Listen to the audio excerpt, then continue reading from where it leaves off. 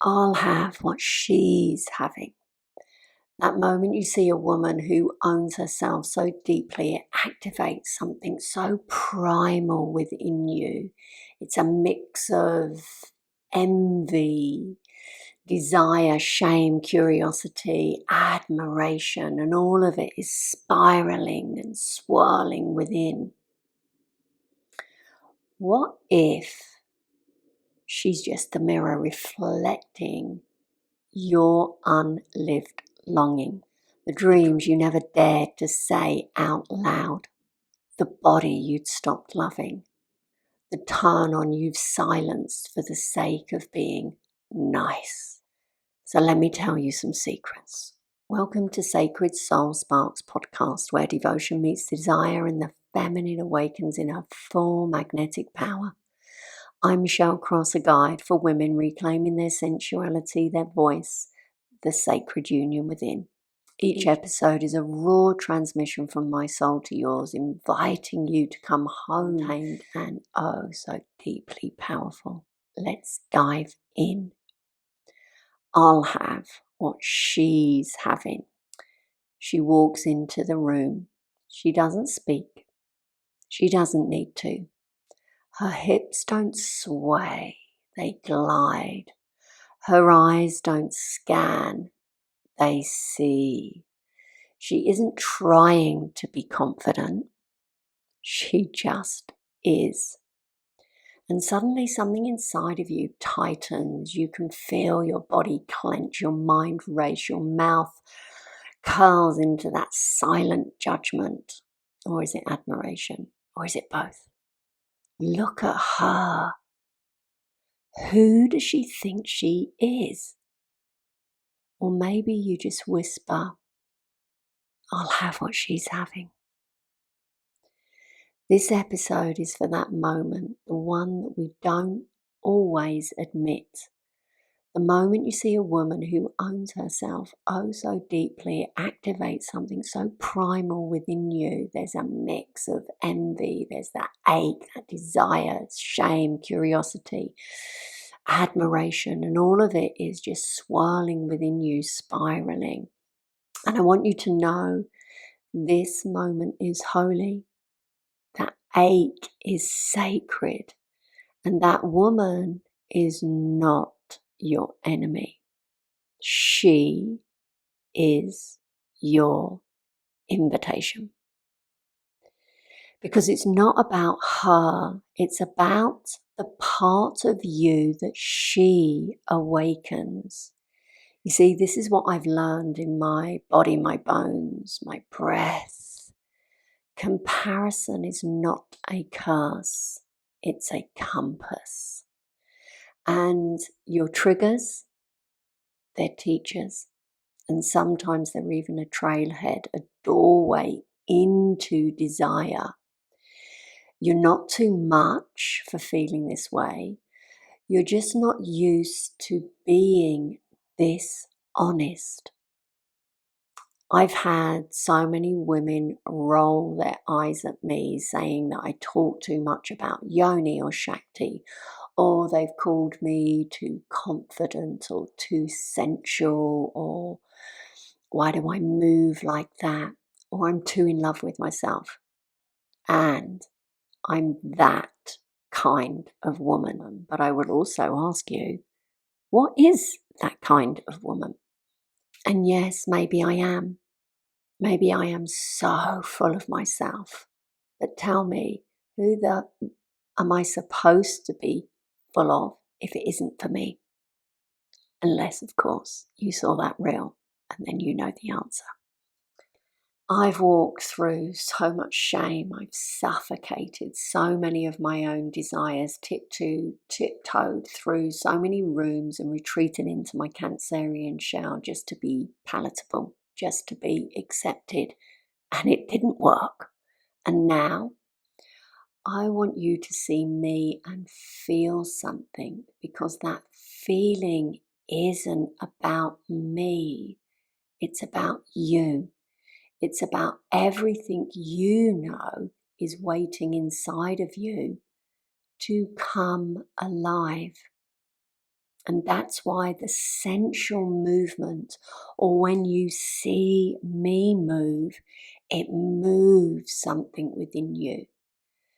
So let's go deeper. What if that woman who triggers you, the one who makes your chest feel tightened or your jaw clench, what if she's just a mirror reflecting back to you your unlived longing, the dreams that you never dared to say out loud, those dirty little secrets that you silence, the body that you've stopped loving, the turn on that you've silenced for the sake of being nice, the magic you stopped trusting. What if your jealousy is really just your desire with nowhere to land?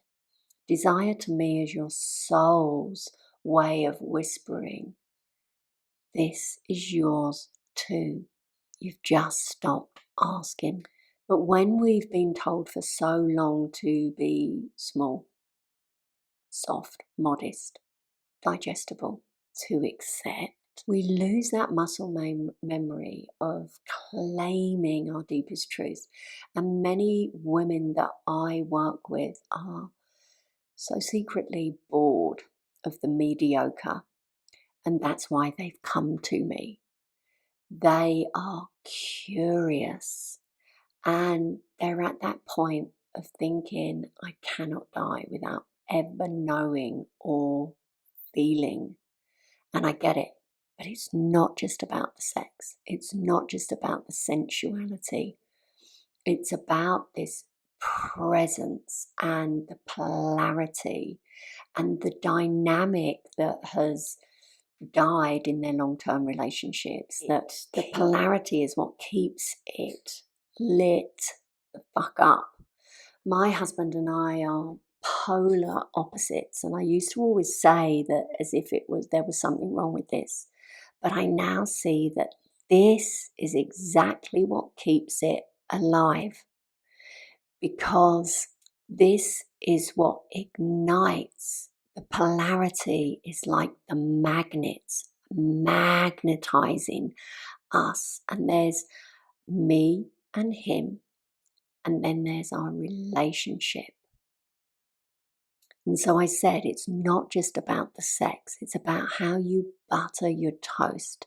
It's about how you take that sip of your morning coffee or tea. It's about how you speak to yourself in the mirror before anyone else speaks to you. This is the intimacy. This is the feminine embodiment. And if you remember me saying intimacy is into me, I see. It's that communion with life. So my love, let me ask you, where have you buried your pleasure? Where are you secretly bored, quietly aching, pretending everything's fine? Where have you performed the perfect but abandoned the aliveness? Where are you settling for nice when your soul is screaming for wild? I'm going to tell you a secret. Every woman you envy, every woman who stirs something within you, is already living some part of the life that you were meant for. You've just abandoned those desires. And when you can soften into that, when you can whisper, I'll have what she's having, not with bitterness, but with devotion, you've already begun the sacred return to your innate feminine power and aliveness and essence. This is exactly what one beautiful client said to me when she had to wait to start her mentorship with me because I was away traveling in India. And when we got onto our call, before she signed up, she said, I just want what you're having. I want all of that. I want the way that you move and speak and ooze and emanate everything. I want that kind of sensuality. And that's what began our mentoring sacred space, because she totally owned, I'll have what she's having, in such an empowering way. And now she is a totally different version of herself. Not only is she different, her marriage is different. And that's what we do inside my world. We take that ache and we alchemize it. We turn the jealousy into joy. We turn the envy into ecstasy. We take that quiet ache and turn it into a roar of remembrance. And inside the seductress temple, women come not to become me, but to become undeniably, unapologetically, ecstatically themselves. They come to awaken their Shakti. And Shakti is your primal, sexual, creative energy. And she's just lying dormant, ready to be awakened. And that's my gift. I awaken her within you so that you begin to walk with that inner lioness. You polish the diamonds between your thighs. You move with that erotic alignment and embody the woman you always admired, because she's already within you. We just awaken her, activate her, amplify her, arouse her. Is something stirring within you? If you're feeling this pull or this ache like a magnet, like the yes in your body, I'll have what she's having, then come closer. Start with a podcast. Maybe start with one of my practices that I've created for women who know they were meant for more. Let's start with this breath. Let the breath have a sigh. Let it go. Ah. Now add the erotic to that breath. Ah. Now add anger to that breath. Ah. Sound is what so many of us are told to silence. But the sound is the secret that shifts the vibration on so many levels within you, so that you're not just doing it, you're becoming the breath, and the breath is that medicine to release. There's not more doing, there's more being, more embodiment. I'll have what she's having, more truth, more intimacy, more aliveness. I'll have what she's having. Let that be your devotion. Let that be your declaration. Let that be your next breath. And when you come to me and you whisper, I'll have what she's having, I'll say, yes, welcome home. So let the sacred sparks ripple of I'll have what she's having over and over. I'll have what she's having. Let it fill me fuck up. If you want to enter this kind of frequency I'll have what she's having. It amplifies the sisterhood. Let the sparks ripple. I'll have what she's having. Share it with another sister. With love. Till next time.